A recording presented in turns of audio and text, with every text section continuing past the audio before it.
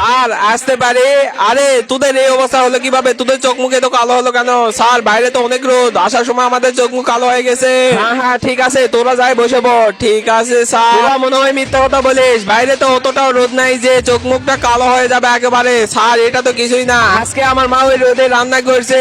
আরে এটা আবার কিভাবে সম্ভব? আরে স্যার আমার বাসার সাইডে একটা মুরগি ডিম দেওয়ার সময় ওটা একবারে ভাজি হয়ে গেছে, ওটা তো আমি টিফিনেও নিয়ে আসছি।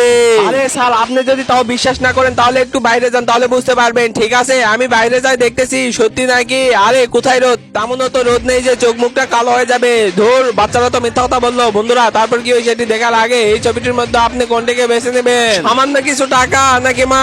আমার মতো যারা মাকে বেছে নেবেন তারা এই ভিডিওটিতে একটি লাইক করে চ্যানেলটি সাবস্ক্রাইব করে দিন, আর পারলে কমেন্টে আই লাভ মালিকে যান। বাচ্চারা তোমরা আমাকে মিথ্যা কথা বললা, বাইরে তো রোদই নেই যে চোখ মুখটা কালো হয়ে যাবে।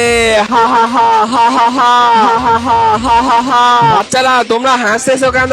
আরে স্যার আপনার মুখটা তো একটু আয়নায় দেখেন, তাহলে বুঝতে পারবেন। দেখি দেখি কি হয়েছে। আরে এটা আবার কি? আমার চোখ মুখটা তো সত্যিই কালো হয়ে গেল, এবারে আমি কি করব?